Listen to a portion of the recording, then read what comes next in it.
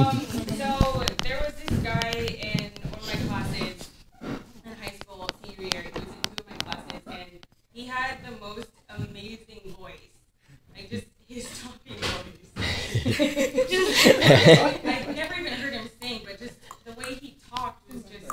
I was so like I loved his voice. I can still kind of remember how it sounds like. You know, it was like 5 years ago.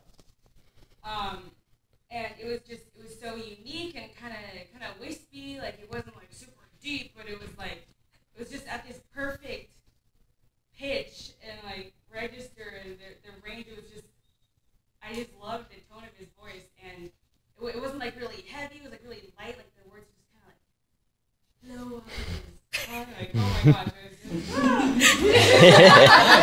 gosh, since I was kind of shy, I never actually really talked to him. I mean, I had to for like group projects and stuff, but I was like, oh my god. But I never actually like talked to him, and like you know, he was never my friend. So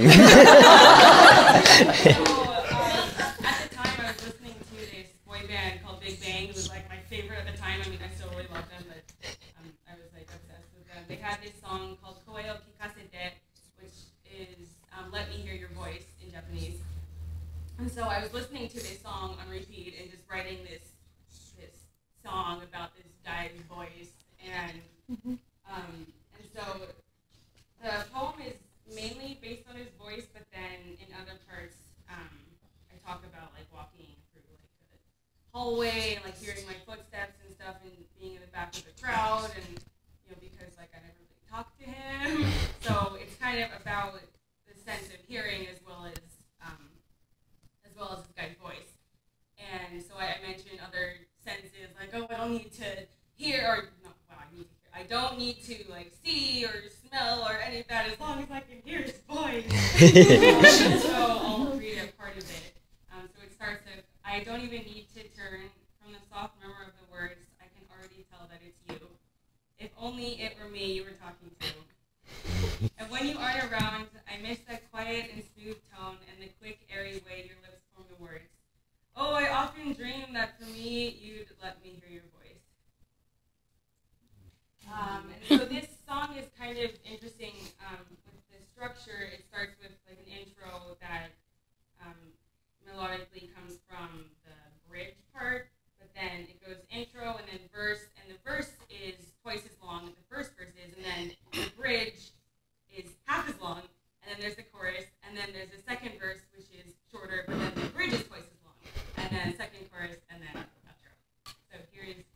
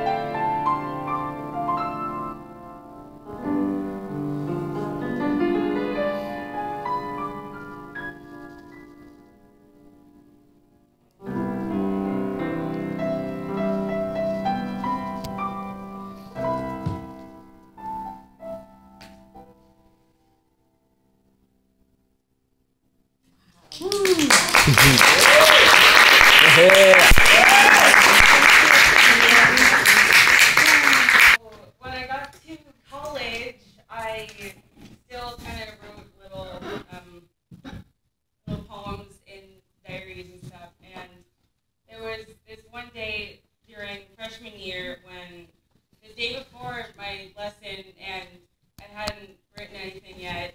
So I was trying to get inspiration. I was just sitting at my keyboard I lived on the 6th floor in my dorm, and I was just sitting at my keyboard, like really trying to think of like, okay, I need to write something, and I just inspiration comes really good. And so I looked out the window, and there were these really tall trees, and I saw this crow just flying around, going.